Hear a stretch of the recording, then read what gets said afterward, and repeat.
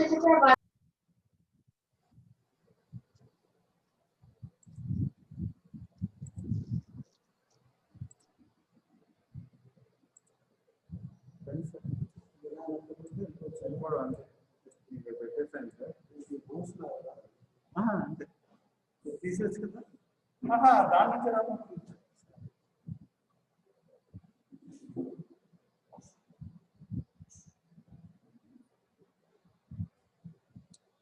morning, and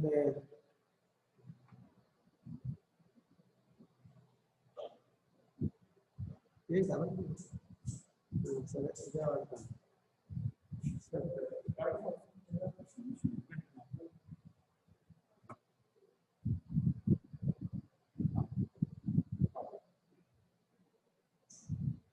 so we'll try to review and recapitulate what are all the important things in amino acid metabolism.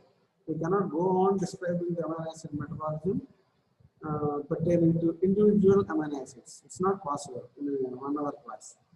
So we have to confine ourselves to the important amino acid metabolisms which have application in the human health and disease. Okay. And before doing all the things, we have to remember Sir Archibald E. Garrett. He lived between 1856 and 1936. He is an English pediatrician. He is called as the father of biochemical genetics. He is the scientist ahead of his time. He never used to think in terms of the people who live with them, contemporaries. He developed his own hypothesis by 1902, even when the word gene was not coined. And the word gene was coined only in 1911. And the first enzyme was not crystallized until 1926. So by then, he is ahead of the time, and he developed the hypothesis of all these amino acids. His contributions appeared in Croonian lectures in 1908, and his classic book, Inborn Errors of Metabolism, appeared in 1909. So these are the letters I copied for my thesis. This is my thesis for MD. In order to get my MD in 1992, I have gone through all these books, and I was very much thrilled with the commitment of Sir Archibald E. Garrett in research, clinical research. So his contributions appeared in Croonian lectures in 1908, and he published a classic book, Inborn Errors of Metabolism, and that came in 1909. The contemporaries had little impact on Garrett's perception, but 4 decades later, everybody tried to understand his perception. So 4 decades later, his findings were well appreciated. He showed that alkaptonuria is transmitted as a single recessive Mendelian trait due to the absence of a metabolic enzyme, which 45 years later was identified as homogentisate 1,2-dioxygenase. He proposed one gene, one enzyme hypothesis, and you know pretty well that was elucidated by Beadle and Patton in 1940, and you know pretty well that both of them got Nobel Prize.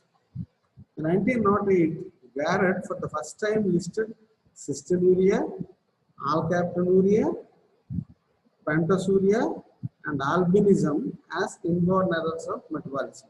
So these are the first 4 things.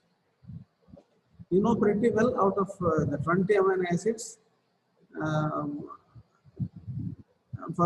present in proteins, only few are essential. 12 are essential for amino acid deficiency states are endemic in West Africa, where the diet relies heavily on grains, and the grains, you know, are poor sources of amino acids such as tryptophan and lysine.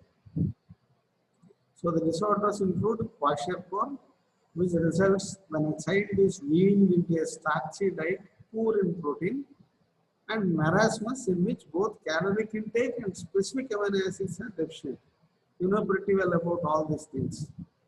So the humans can synthesize 12 out of 20 common amino acids from the amphipolic intermediates of glycolysis and citric acid cycle. So nutritionally essential amino acids are ABHIL, MPTT, arginine, histidine, isoleucine, leucine, lysine, methionine, phenylalanine, threonine, tryptophan, and valine. And the non-essential amino acids are the rest of the things: alanine, asparagine, aspartate, cysteine, glutamate, glutamine, glycine, hydroxyproline, hydroxylysine, proline, serine, tyrosine. So of the 12 nutritionally non-essential amino acids, 9 are formed from amphipolic intermediates and 3, cysteine, tyrosine, and hydroxylysine, from nutritionally essential amino acids. These are the things that you should remember for Viva.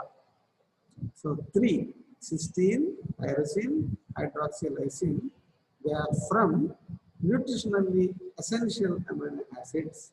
This is a commonly asked question in Viva. So this is the single diagram from which you can know which amino acids are glucogenic, which amino acids are ketogenic, and which are the both ketogenic and glucogenic. So glucogenic amino acids are glycine, serine, threonine, cysteine, tryptophan, and alanine. Ketogenic amino acids are leucine, lysine, isoleucine, phenylalanine, tyrosine, tryptophan. So they contribute towards the formation of acetyl-CoA, from which ketone bodies form. So the succinyl-CoA formation will be from methionine and isoleucine and valine. That's why we call them both glucogenic and ketogenic. So they will be going into the formation of fumarate and oxalistate and citrate, and acetyl-CoA will be formed to give ketone bodies. And arginine, histidine, proline will form glutamate, and alpha ketoglutarate will also form glutamate.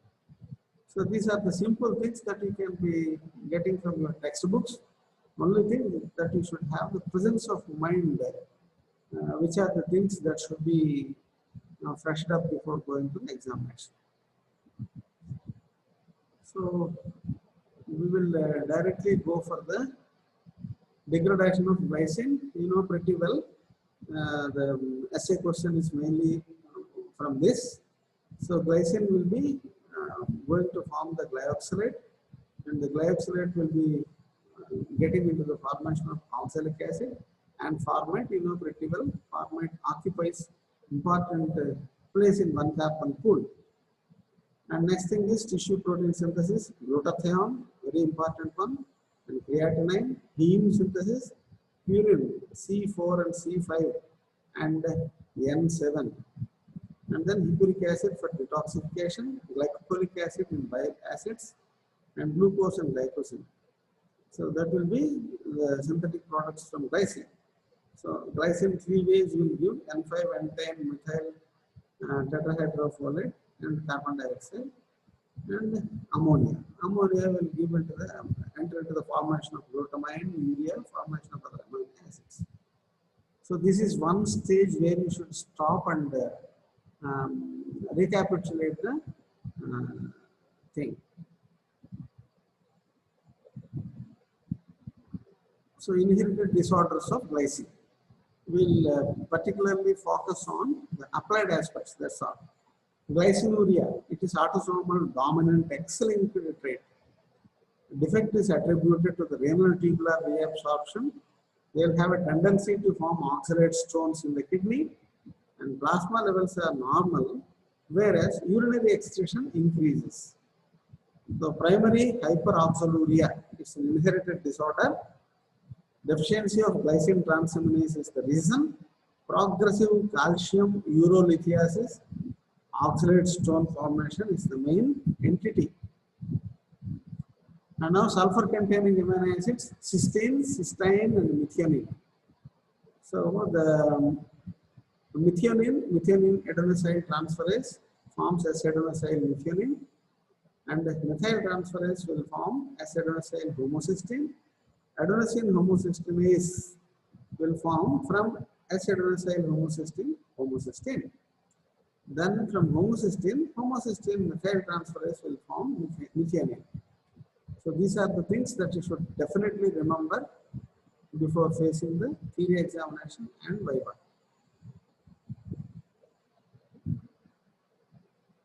So methionine in various steps will give to serine and homocysteine, and beta cystathionine synthase and pyridoxal phosphate will give cystathionine, and from cystathionines will give cysteine, and alpha ketobutyrate in various phases of degradation will finally give succinyl CoA, and you know pretty well succinyl CoA will enter into the heme metabolism. So you know pretty well the cysteine will get into the cysteine reductase disulfurase will give pyruvate, and from cysteine we will get cysteine disulfonate, and from one side it will give desulfonase, that is sulfite, sulfate, PAPS. You know pretty well, PAPS is essential for the mucopolysaccharides. And the other side, cysteine sulfonate will give cystic acid that will form the taurine and taurofolate. And on decarboxylation, cysteine will give coenzyme A. That is most important step. So metabolic functions of cysteine, formation of glutathione. This is where you should be very particular and you should be very definite. So sulfhydryl group indicates the reactive group in gamma glutamine cysteine glycine. So you know pretty well that the glutamine, cysteine, and last one is the glycine. That's why as the formation gives idea, the name of this is spelled as gamma glutamyl cysteine glycine. It's isolated in 1921 by Sir Frederick Hawkins. He lived between 1861 and 1947, and he got the Nobel Prize in 1929. So glutamate plus cysteine under the influence of ATP forms gamma glutamyl cysteine. Again, another ATP is replaced when we add glycine to this gamma glutamyl cysteine to form glutathione. So glutathione is important peptide. So glutathione helps in absorption of amino acid transport. This is known as Meester cycle. In intestines, kidney tubules, and brain, the neutral amino acids are absorbed by gamma glutamyl cycle. So the main role is by GSH. It reacts with amino acid to form glutamyl amino acid catalyzed by gamma glutamyl transferase. The gamma glutamyl amino acid is cleaved to give free amino acid transport across the membrane. Entire process needs 3 ATPs. So Aaron, Shanawar, and Avram Hirschhoff, and Irvin Rose, and all the 3 people got Nobel Prize in 2004, and they are instrumental in working with this. And it got so many roles. The first role is coenzyme role. So this is the main metabolic role of GSH. So this GSH reduced will be finally converted into GSH oxidized. So HP is used for the reduction reactions involving the malyl acetoacetate to fumaryl acetoacetate, cystic acid to taurine, iodide to hydroiodic acid. And the second role is RBC membrane integrity. GSH is used for the inactivation of free radicals formed inside RBC. Glutathione peroxidase is selenium containing enzyme. NADPH dependent glutathione reductase regenerates reduced glutathione. Hemolysis takes place in the deficiency of glucose 6-phosphate shunt pathway for NADPH generation. This is most important thing all of you should remember for appearing for the theory examination and as well as viva. And math methemoglobin. Methemoglobin, that is the ferric state, is unavailable for oxygen transport. And glutathione is needed for its reduction to normal hemoglobin, that is ferrous state. Next reaction is conjugation for detoxification. Transfer of cysteine group helps in detoxification of organophosphorus compounds, halogenated compounds, and chlorodinitrobenzene and heavy metals and drugs. Glutathione S transferase catalyzes the reaction. Activation of enzymes. Many enzymes have sulfide groups, and the active sites are kept up in reduced form by glutathione SH. Cysteine is oxidized to cystic acid and then decarboxylated to taurine.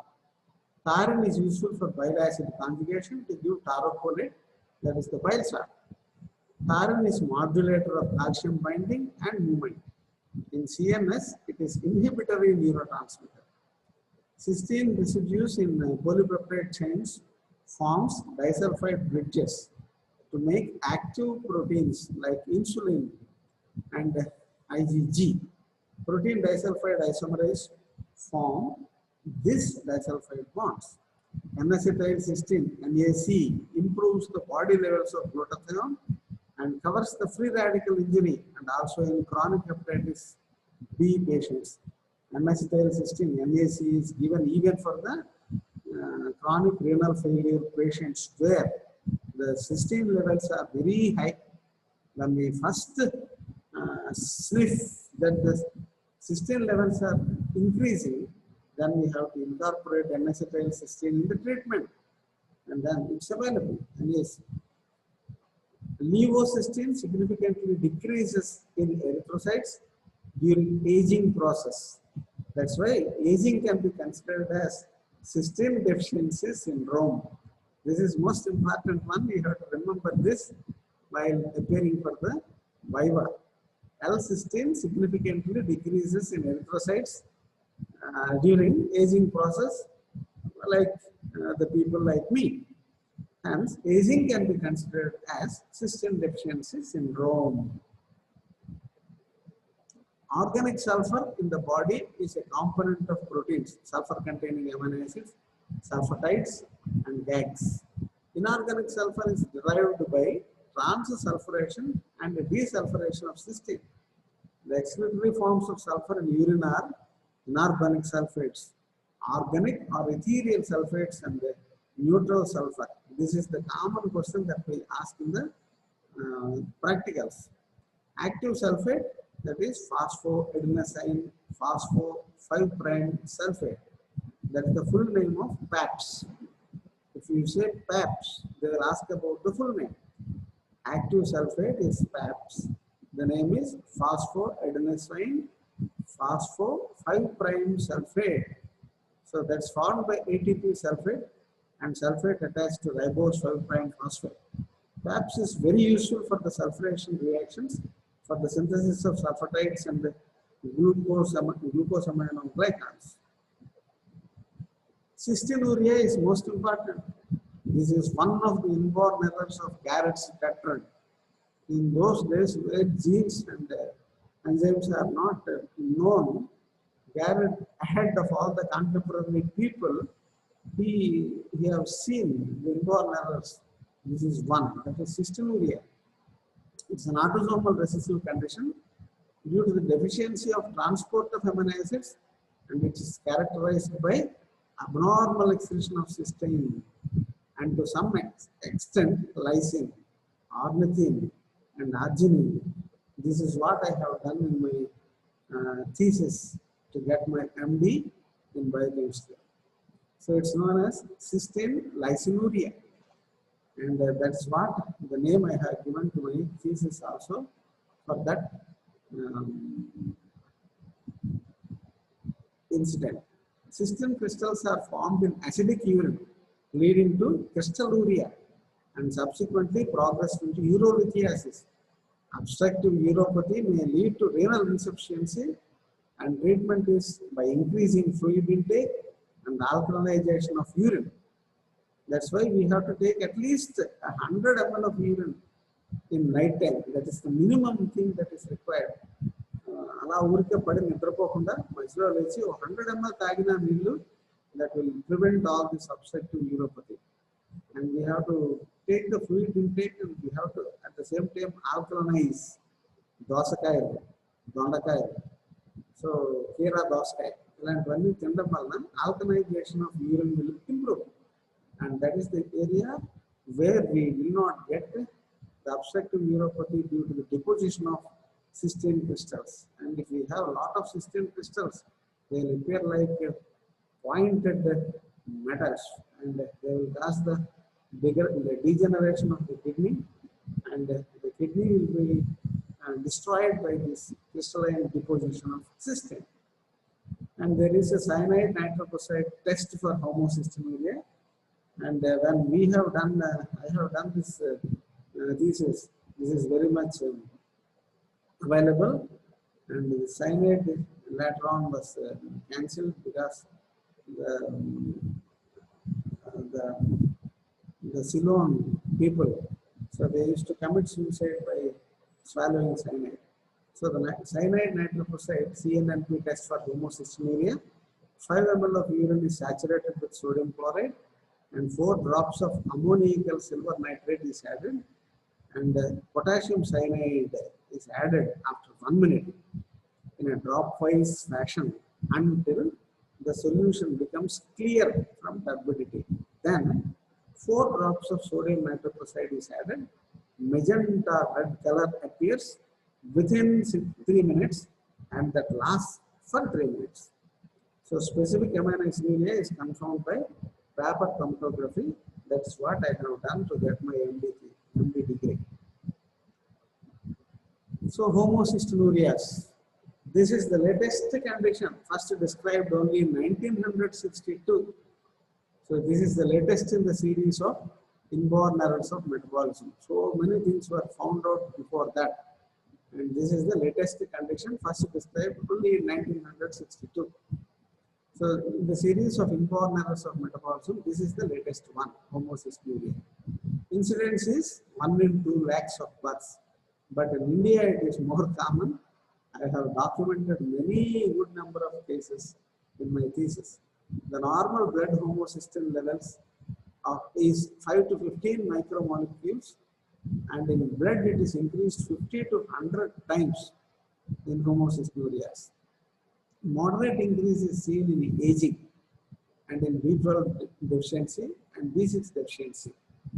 And in smokers also, moderate increase is seen. In alcoholics also, and in hypothyroid individuals also, it is seen. Moderate increase is seen.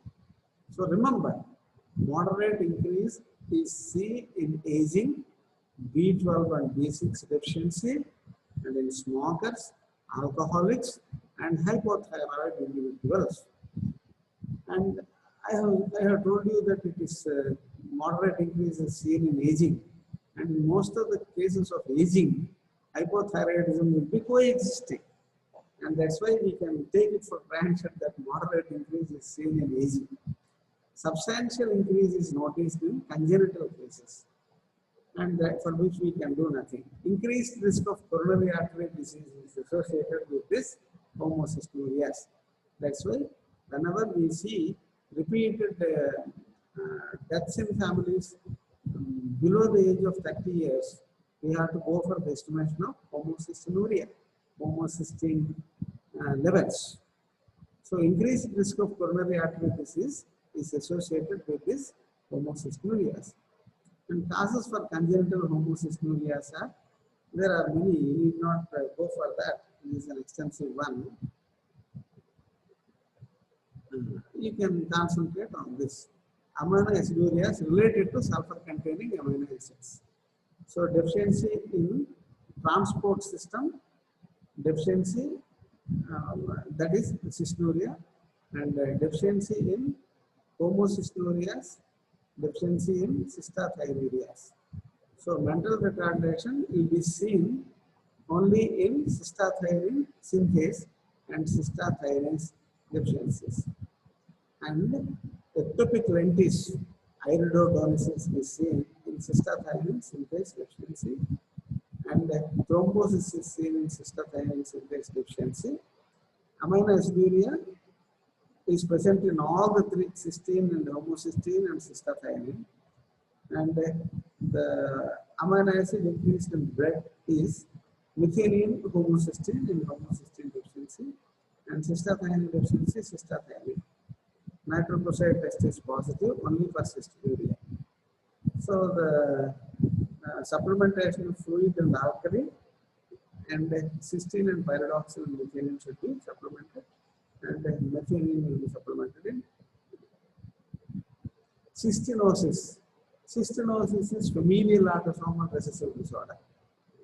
It's characterized by extensive deposition of cystine crystals in lysosomes. Cystine accumulates in liver, spleen, bone marrow, WBC, kidneys, cornea, and lymph nodes. There is abnormality in transport of cystine, and that's the main reason for this familial autosomal recessive disorder, cystinosis. Microscopy of blood shows cystine crystals in WBC.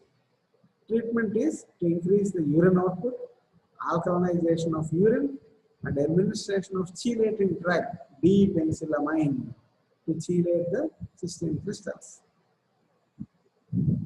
So the inherited disorders, metabolic role of sulfur-containing amino acids, the cystine inherited disorders, cystinosis and homocystinosis. Phenylalanine and tyrosine, these are the aromatic amino acids. So the phenylalanine is essential, whereas tyrosine is non-essential. You can derive tyrosine from phenylalanine. That's why it is non-essential. The predominant metabolism of phenylalanine occurs through tyrosine. And tyrosine is incorporated into proteins and is involved in synthesizing compounds like epinephrine, norepinephrine, dopamine, thyroid hormones, and pigment melanin. Even though that is tyrosine is more essential, the relative accumulation of phenylalanine competes with that. That's why even for that you can see the blonde appearance. Tyrosine, phenylalanine metabolism also. So phenylalanine hydroxylase enzyme is very essential to convert phenylalanine to tyrosine. And sometimes dihydroapyrin reductase, tetrahydrobiopterin synthesis, if it is reduced, then also from phenylalanine the tyrosine metabolism also will be impeded. So phenylketonuria will result whenever this block is there, because the conversion is not facilitated further, and phenylalanine will be going on accumulated in the blood. That's known as phenylketonuria. So phenylketonuria is abbreviated as PKU. It's known as hyperphenylalanemia or phenylpyruvate oligophrenia. PKU is autosomal recessive, and 80 people out of 10 lakh deliveries will be showing this problem. Both parents contribute for the genetic disorder, and it will not occur on sex chromosome. That is the lucky thing. So we need not condemn XY or XX problems. Commonest inborn error is phenylketonuria. That's why we have to know more about this. It results in early neurological damage, having devastating effect on with the severe mental retardation. The mean intelligent coefficient is just 20. So at the age of 12, we can just see them for the age of LKG going student. Recently, I got two patients in MVP colony. I went to their house to analyze the two small children. They are not small children, they are 12 years old girls, and both of them are having this, and their IQ is just 20. That is just sufficient for LKG or lower KG level. even though they are at the age of puberty. So 1% of the patients from mental institutions have phenylketonuria. So any one of you can go to mental institutions. Very much we are having one in our Visakhapatnam. So you can go on collecting the early morning urine sample, and if you can do it, you can go for the blood sampling also, but that's not possible because they are mentally deficient people. They may not be allowing you to collect their blood sample. Urine sample you can easily get. So if 1% of the patients from mental institutions can have phenylketonuria. If any one of you can do this, you can get a lot of funding from the ICMR. So weight of the brain is below normal. Myelinization of the nerves is defective, and their reflexes are hyperactive. They'll be jumping, dancing, and they will be running down here and there without any reason. Half of them will die below the ages of 20, and 3/4 of them will die by 30th year. They'll be having very fair skin and light blonde hair. So they'll be appearing very beautiful, but what is the use? We as doctors, we know them that they are going to die below the age of 20, and 3/4 of them will die by the age of 30. So all of you should be able to catch them. You can get recent gadgets to find out the myelinization and other things, hyperreflexias. And phenylketonuria phenylketone appears in the urine. So it is caused by the absence of deficiency of phenylalanine hydroxylase. The full name is phenylalanine 4-monooxygenase, or I told you earlier, rarely due to its tetrahydrobiopterin cofactor deficiency also. Phenylalanine is accumulated in all body fluids and undergoes transformation with pyruvate to form phenyl pyruvate, that on decarboxylation forms phenyl acetate, or on reduction forms phenyl lactate. So you have to remember all these four. So phenyl acetate imparts characteristic order to the urine, mousy order. Even though pigment production is supported by tyrosine of casein, while the baby is drinking a lot of milk, milk is having a phosphoprotein casein, and the casein gives a lot of tyrosine. So tyrosine contributes for the pigment production, but even then excess phenylalanine competes with tyrosine, and that results in the decrease in melanin formation. So for both of the things we can attribute this. So phenylketonuria, the only treatment of choice is low phenolac.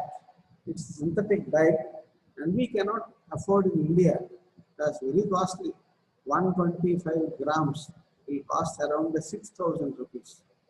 So 125 grams will last just only for 3 days.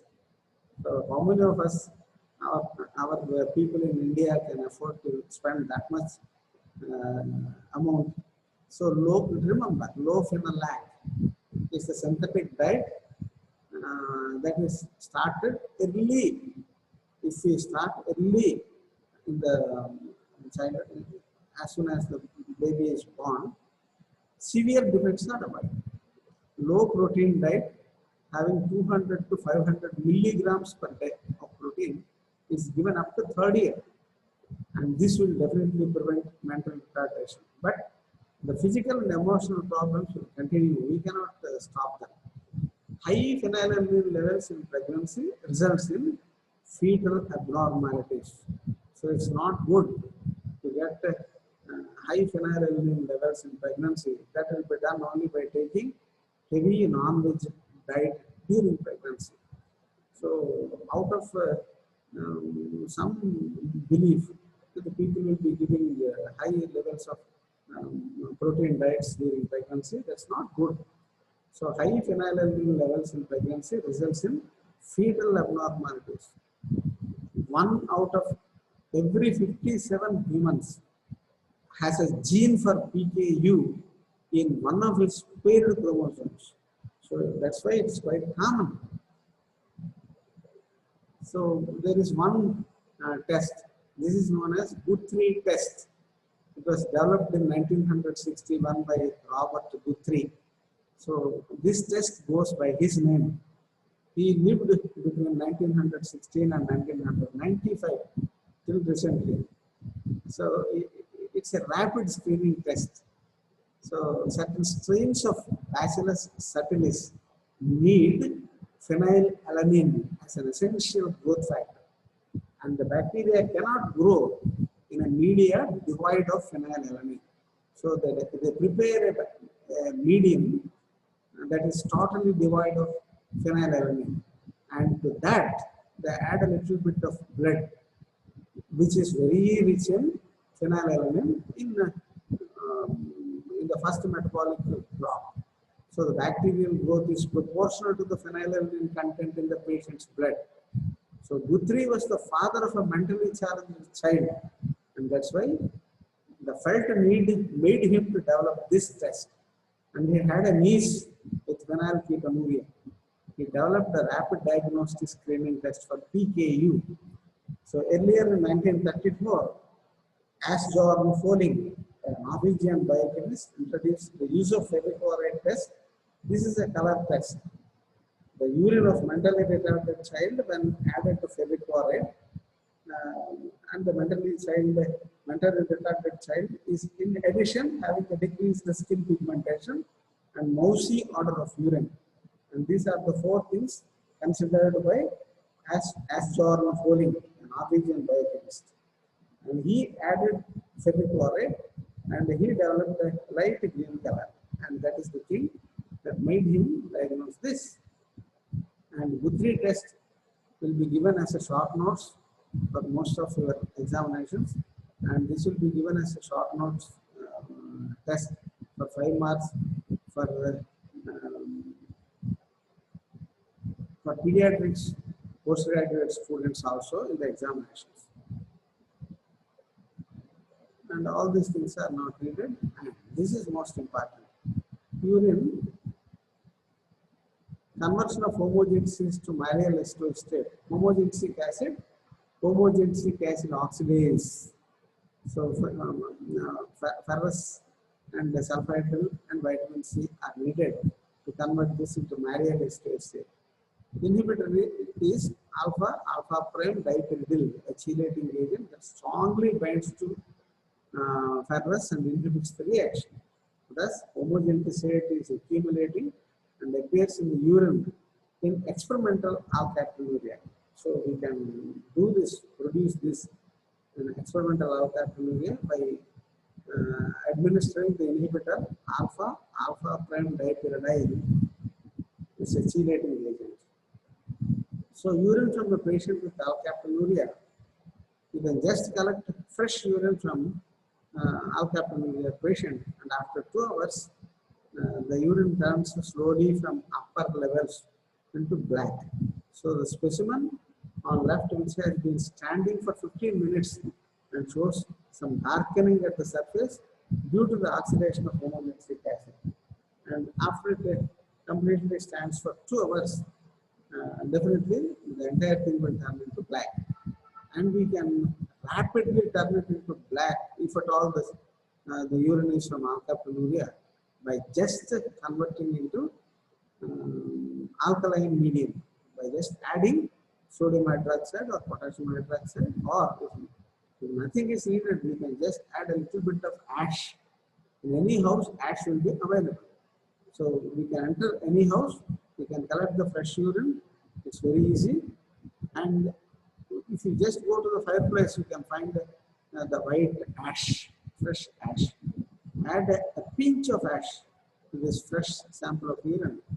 You need not wait for 2 hours or 15 minutes. It will immediately turn into black color if it is a urine from the patient with alkalinuria. If in any house you find resistant type of joint pains, they will be weeping with joint pains. You just enter the house and collect the fresh urine sample, add a little bit of ash. If it turns immediately black color, definitely the patient is suffering with alkalinuria. And if they are suffering with alkaptonuria, they will be resistant type of bone pains, arthritis. So the vertebrae from the patient with alkaptonuria, intervertebral discs will be laden with dense dark black pigment. And intervertebral discs will be converted into black. So this is a resistant type of back pain. Nothing can be done. And for some people, without the knowledge, the orthopedicians will go for complete total taking care of the joint membrane. So that's not useful. Even after that also there will be arthrodesis. There will be a feeling that the pain is lost, but the movement is lost totally. So dense black pigment deposited on the intervertebral discs of the vertebrae will cause back pain that is resistant to drugs. And the synovial joints will be deposited with this black alkapton, and they will be having chronic arthrodesis even after the removal of the alkaptonuria is an inherited metabolic disorder found in 1 in 2 lakh live births. It is caused by the absence of homogeneous 1,2-dioxynase. Breakdown of homogeneous is blocked due to this and excreted in urine, which turns dark on exposure to air. Alkaptonurics live well into reproductive age, but develop severe arthritis at 4th or 5th decade. And I have seen the people developing severe arthritis at 2nd or 3rd decade also. The degeneration of connective tissue in the joints is due to deposition of oxidized homogeneous pigment in the cartilage, and the pigment is known as pigment deposition is known as achronosis. Metabolism of tyrosine, you know pretty well about thyroid hormones, so it is very much needed for the synthesis of thyroid hormones, and synthesis of catecholamines is also very much important, and the conversion of tyrosine to GABA in mitochondria. So mitochondria is most essential for the synthesis of catecholamines. So conversion of GABA to dopamine in cytosine, and GABA will be acted upon by beta oxidase to form dopamine. And dopamine, copper containing enzyme, dopamine beta oxidase and vitamin C will convert dopamine into norepinephrine. And the norepinephrine by N-methyltransferase and active methionine incorporation will be converted into epinephrine. All these reactions you have to clearly remember until you get out of this first year. You should have to clear about this. So eumelanin synthesis, mixed type of melanin synthesis, leukodopachrome and glutathione dopas, 5-sulfur cysteine dopas, 5-S-cysteine dopaquinone, quinolamine intermediates, benzoyl intermediates, pheomelanins, and trichochromes. Trichochromes are most essential for the color of the hair. Pheomelanins are most essential for the color of the skin. Remember only that. Hypopigmentation, reduced synthesis of melanin that results in vitiligo. And the people who come with me to medical camps, they have took a photograph along with the patient with vitiligo and leukoderma. So vitiligo and leukoderma are important among the hypopigmentation. Albinism, the defect in tyrosine metabolism, and the result is deficiency in production of melanin, and also called as tyrosine negative oculocutaneous albinism. Oculocutaneous albinism is very much prone for skin cancers, and you can see this albinism. But the people who cannot accompany me to the NSS camps, they can see this and understand. It's an autosomal recessive trait due to defective melanin production. Tyrosinase, that is tyrosine 3 monooxygenase, it's a copper containing enzyme and that's very much needed for melanin. It's a polymeric pigment synthesis in melanosome granules, and which are rich in tyrosinase. So, patient with oculocutaneous albinism showing blonde hair and white eyebrows, and eyelashes are also blonde. So, tyrosine and phenol and cresol, and this is most important. We have to remember tyrosine, tyramine, and methyl amines, and then phenol, paracresols, parahydroxyphenane, and parahydroxyphenane. So formation of tyrosine co-sulfate. You need not remember this much, but only exceptionally very good students will be asked about this.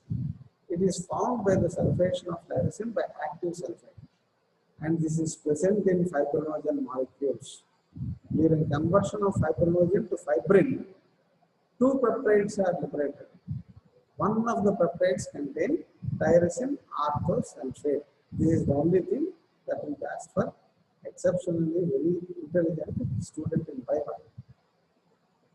All this you know pretty well. Inherited disorders, phenylketonuria, then tyrosinemia type 2, neonatal tyrosinemia, alkaptonuria, tyrosinemia type 1, albinism.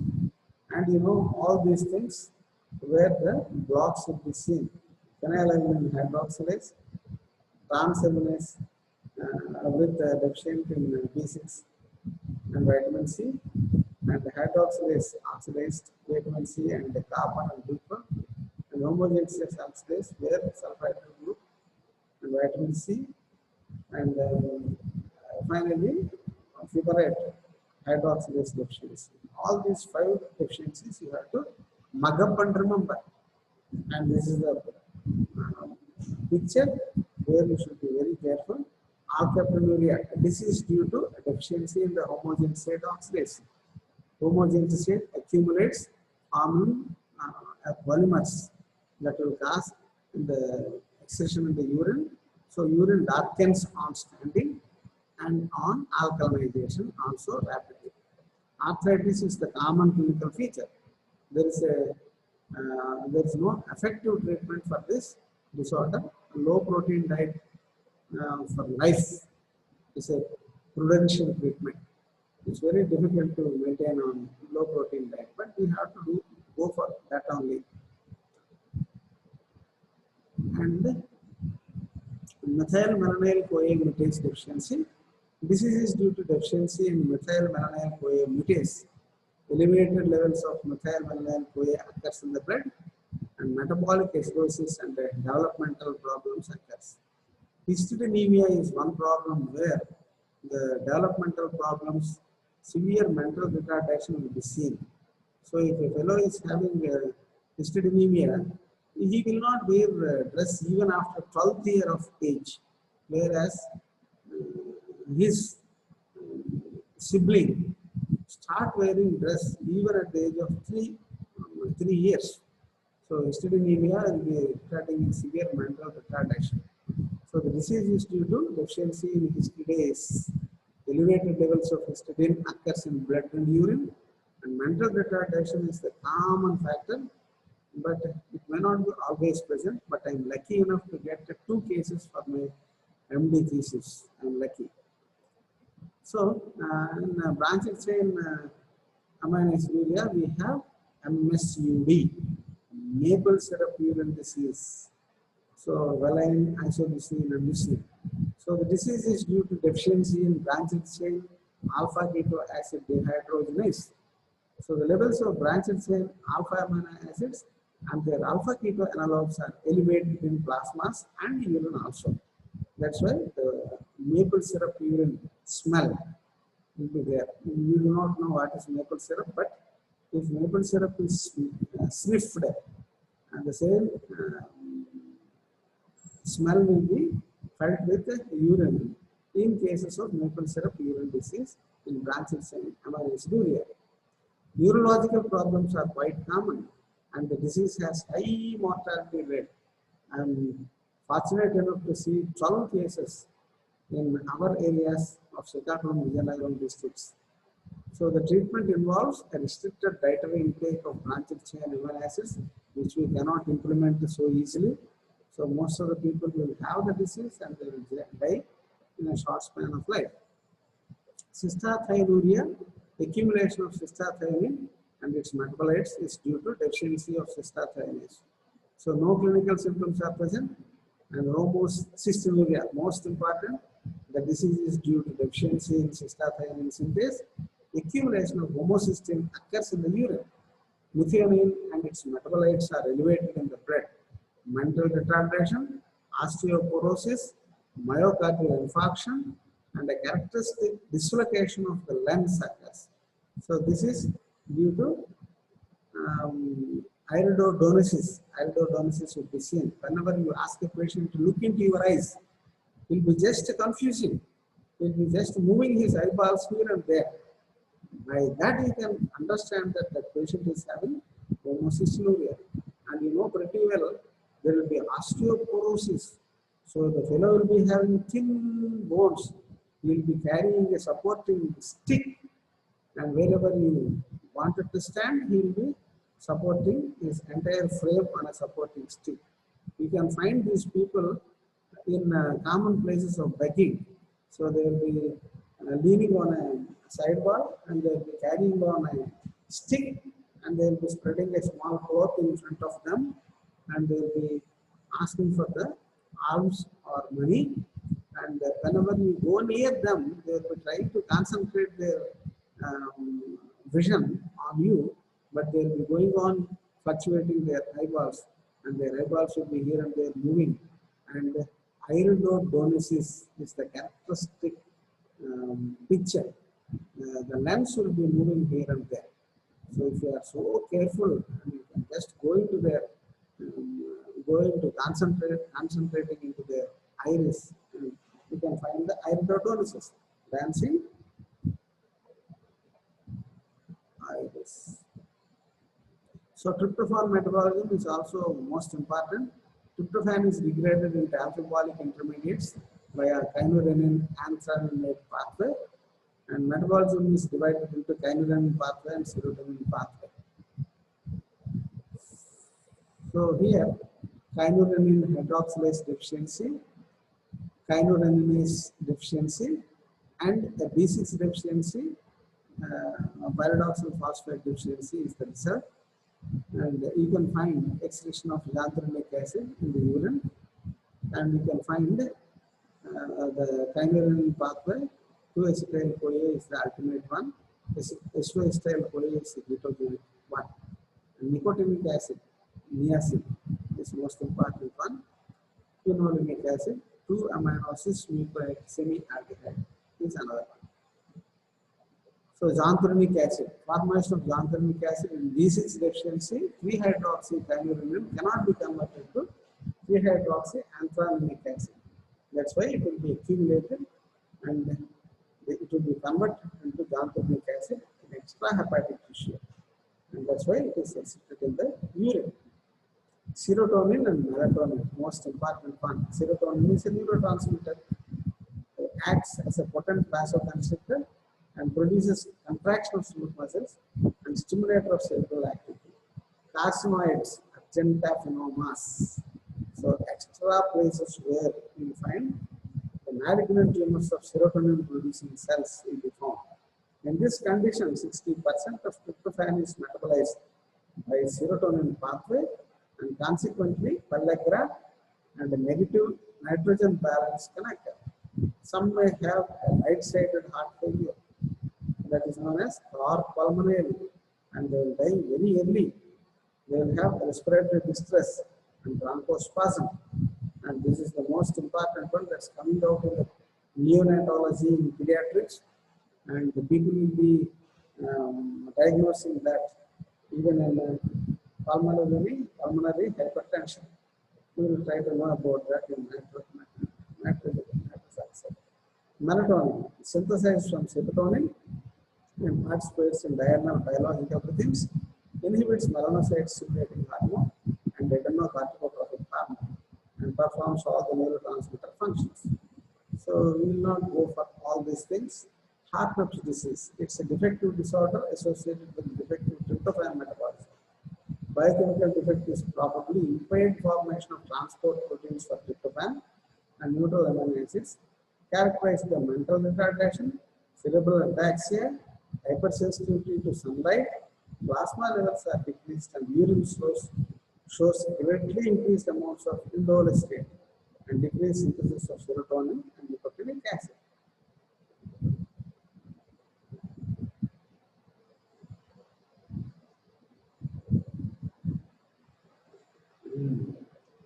Proline, hyperprolinemia type 1, hyperprolinemia type 2. So, arginine, this is most important. Schultz and Steezer in 1886 isolated arginine. Accurate and Hopkins showed it's essential for the growth in 1916. It's highly basic one, glucogenic one, semi-essential amino acid, and then gonadium groups. Urea cycle, arginine is converted to ornithine, glutamate, gamma semi-aldehyde, and then alpha ketoglutamate. So arginine forms nitric oxide, creatinine, proteins, and urea. And ornithine forms in putrescine, spermidine, glutamic semialdehyde will form proline and protein, glutamate will form glucose. This is essential one. So Ferid Murad, Robert Fugard, and Luis Ignario, all of them got Nobel Prize in 1998 for nitric oxide synthase. Arginine is the precursor of nitric oxide. This is an important signal molecule in the body. And arginine, after the incorporation of NADPH, FAD, FMN, heme, and FH4, tetrahydrofolate, nitric oxide synthase will convert arginine into citrulline and nitric oxide, NO. So it's a toxic pollutant of the air, all of us know. But now it is shown to possess more potential biological functions. This is what you are expected to write in the examination. All of you are stopping your answer by mentioning that it's a toxic pollutant of the air. We find large amount of nitric oxide. It is detrimental to health. All these things you know in your fifth standard. But now we should know it is shown to possess more potential biological functions. It's an uncharged molecule having an unpaired electron. That's why it's called highly reactive free radical. It is synthesized from arginine by an enzyme, nitric oxide synthase, NOS, that contains heme, FAD, FMN, NADPH, and tetrahydrobiopterin. So metabolic fate, NO combines with oxygen to form NO2. So nitrates. NO reacts with hemoglobin to form NO3, nitrates, which is excreted in the urine. On exposure to superoxide anion, NO is converted to peroxynitrite that causes lipid peroxidation and cell death. This is the most important one you have to remember. And without stopping at the toxic pollutant in the air, you have to know all these 5 things. So glycerine trinitrate, mechanism of action. So how formation of nitric oxide in the endothelial cell and relaxation of smooth muscle cell. So physiological actions you should remember. On blood vessels, nitric oxide is potent vasodilator. Deficiency of nitric oxide is associated with pulmonary hypertension. And these people with pulmonary hypertension will have low blood pressure and they cannot go on flight of stairs. They will be very much exhausted even by taking the flight. So they will be frequently taking the help of lift even to go for the first floor also. So you have to stand at the lift and whoever goes to the first floor and getting down on the first floor, you have to catch them to analyze whether they are having pulmonary hypertension or not. And you can do really good for them by starting early sildenafil citrate treatment. So they will not die unnecessarily even when we are fortunate enough to catch them and save them and put them on sildenafil citrate. So pulmonary hypertension is the one, and high altitude pulmonary edema will be quite common for them. So if we go for a camp for high altitudes, medical camp or sightseeing camps, and the people will be going for Kulu, Manali, and Kashmir. Then we go into the second year, third year. After passing the first year, with a great pressure, all of you will plan to go for Kulu, Manali, and Kashmir, and there they will get high altitude pulmonary edema if the pulmonary hypertension due to the deficiency of sodium nitric oxide is missed earlier. So excessive production of nitric oxide results in refractive hypotension. Angina pectoris, nitroprusside can directly release the NO, nitroglycerin, that is glyceryl trinitrate, requires glutathione to produce NO, which dilate coronaries and improves angina. So this is the method by which the nitroprusside or nitroglycerin sublingual tablet they will be carrying in the pocket. So you can just put one tablet under the tongue, and immediately the nitroglycerin will be produced, that will be dilating the coronaries and improves the angina pectoris, chest pain. So they will be carrying a big sheet containing 30 tablets of this. And then macrophages, NO production in macrophages is induced by interleukin and tumor necrosis factor. And platelets, NO inhibits adhesion of platelets and so decreases platelet function. In central nervous system, NO stimulates the release of hormones like CRH, GHRH, and LHRH. So impotence, this is the most important thing that all of you should know, because that will help you to diagnose the people. They are not going for the consummation of marriage. So NO relaxes the smooth muscle in corpus cavernosum and increases the blood flow into the pelvis and keeps it erect. Sildenafil citrate, which is otherwise known as Viagra popularly, selectively inhibits the specific phosphodiesterase type 4, that is PDE5, and inhibits the hydrolysis of cyclic GMP to increase the cyclic GMP concentration in corpus cavernosum and maintains the erection. And in shock, the induction of NO from macrophages is increased in sepsis that leads to severe vasodilatation and decrease in blood pressure and the shock results. And this hypertension is refractory to vasoconstrictor drugs. So that's why we have to prevent shock by preventing sepsis as early as possible by incorporating the antimicrobial agents and other drugs. So enhancers of nitrous oxide activity is S-nitroglutathione. GSNO is a nitrous oxide donor that inhibits platelet agglutination. N-acetylcysteine, I told you about. N-acetylcysteine, NAC, is a glutathione precursor and protects metabolization of NO by free radicals.